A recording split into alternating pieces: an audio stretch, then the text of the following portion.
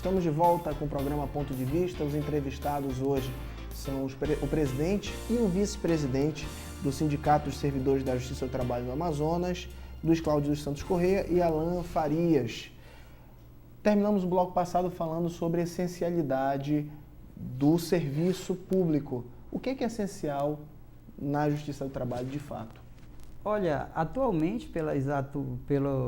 pelos atuais julgamentos do STJ contra a greve dos servidores judiciários, é tudo. Há uma confusão na Justiça, na própria cabeça de quem comanda a Justiça, sobre o que é essencial.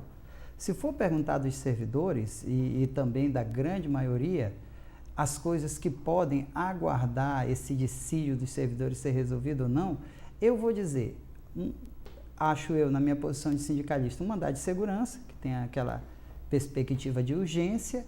Dentro da Justiça, alguém vai dizer que o setor de distribuição, o atendimento inicial seria, mas audiência, outras coisas, podem esperar essa demanda dos servidores ser atendidas. Só que na Justiça, na cabeça de quem comanda o Judiciário, eles não têm essa ideia de essencialidade. Então, na falta de essencialidade, tudo é essencial. Aí, mas qual o quantitativo para estabelecer?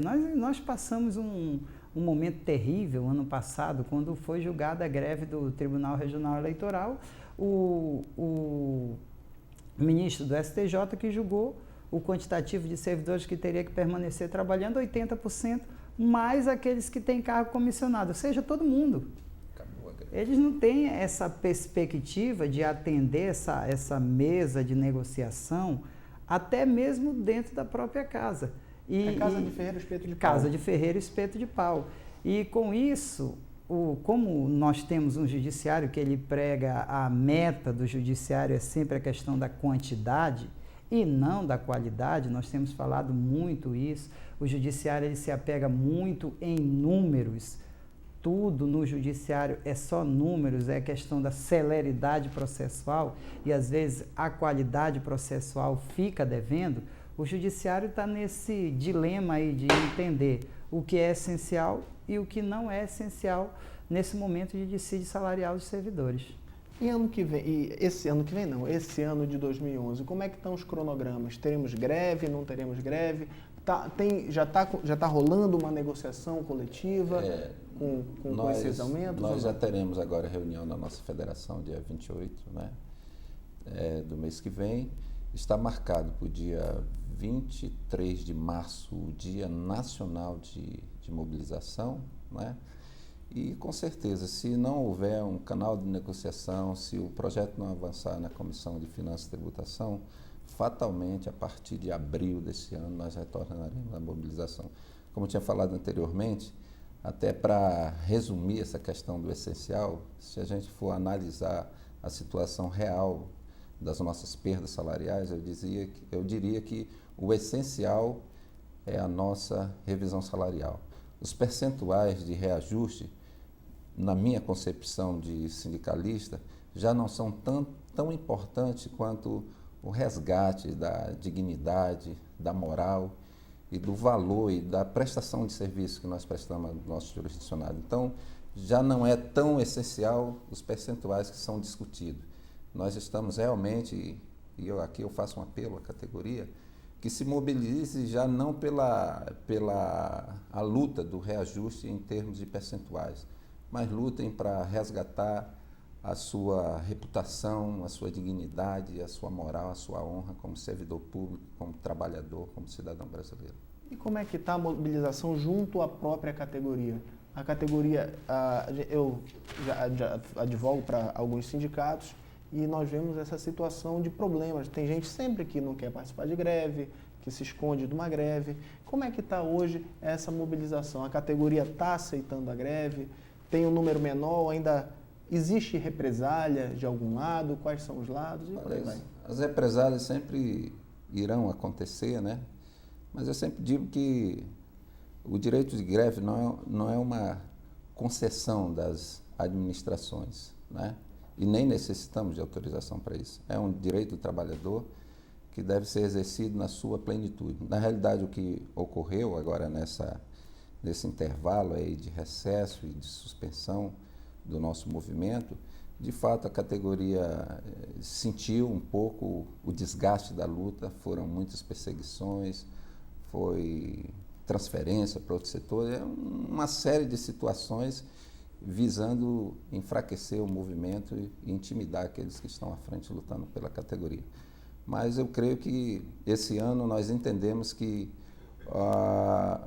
o êxito dessa luta não devemos outorgar para outras pessoas. Nós temos que crer e acreditar no poder da unidade da categoria e dobrarmos os nossos esforços, porque com certeza esse será um ano de muita dificuldade, que vai exigir da categoria muito mais unidade e mobilização, porque sem essa mobilização nós não conseguiremos essa revisão salarial. Nós vivemos uma situação engraçada no Tribunal do Trabalho. Eu costumo dizer que isso é muito engraçado. Se eu contar na terra onde eu nasci, eu costumo dizer, se eu contar lá onde eu nasci, ninguém vai acreditar.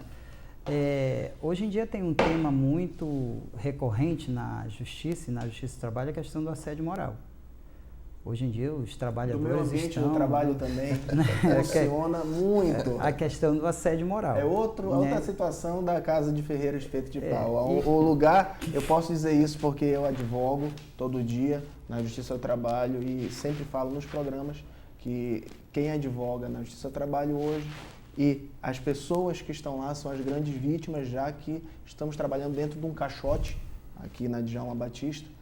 E ainda tivemos o problema com incêndio, que aí não houve culpa de ninguém, mas o incêndio foi uma fatalidade. Mas aqui na Djalma Batista, onde estamos, é um caixote. Mas voltando para a situação. Condições precárias de trabalho, além disso tudo. Além das condições precárias aí, que precisaria de um outro programa na realidade para falar. Mas aí a Justiça do Trabalho julga diariamente casos de assédio moral. Mas se você for verificar a quantidade de transferência de servidores no período de greve... Eu fui vítima disso, né, Luiz? Servidores que, por estarem mobilizados, entraram em contraponto com os chefes de seção, diretores de vara e até juízes, magistrados que comandam algumas varas, é um absurdo. Você vai chegar a 20 transferências... Pessoa que participava do movimento de greve, perdia sua função comissionado. Então, é uma coisa muito esquisita. É aquela coisa que a gente falou, o judiciário não sabe o que é essencial. O judiciário também, me parece que não está preparado, o judiciário trabalhista, para julgar casos de assédio moral, que ainda não conseguiu resolver esses problemas dentro da própria casa. Já que alguns servidores, por se mobilizarem para a questão da sua dignidade, como o Alan falou, foram penalizados. A situação é assim mesmo e vamos ver. Uma situação estranha. É o que eu já acabei de dizer. Na verdade, o que eu vou dizer agora, quem disse foi a doutora Jaisa numa de suas sentenças, que é na casa onde se busca fazer mais justiça, não existe um ambiente de trabalho que se busca fazer mais justiça e que se busca pela melhoria do ambiente de trabalho, acabam não buscando para as próprias pessoas que lá trabalham esse meio ambiente de trabalho sadio. Gente, foi um prazer ter vocês aqui no nosso programa. Obrigado. E ficamos com uma música que com certeza você vai gostar. Um abraço e amanhã eu estou de volta.